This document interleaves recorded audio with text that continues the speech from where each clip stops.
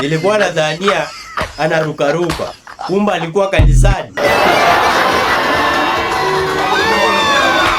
Wakenya wanasema aje kuhusu huyu jamaa anacheza kwa kanisa? Polepole kila mtu atapewa pesa yake ya ulemavu. Unaweza dhani ni kuabudu, kumbe ni kifafa.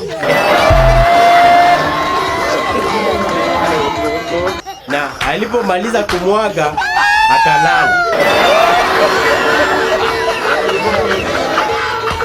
Ni linki na pedi wako, hii nayo haishuki leo. Acha ni pause ndio apumzike. Make zinadani ziko kwa blender.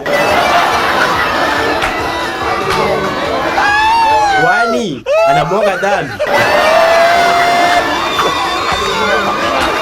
Unalala chini ndio uchungulie wanawake, si ndio? Kanisa zingine ziko na vituko.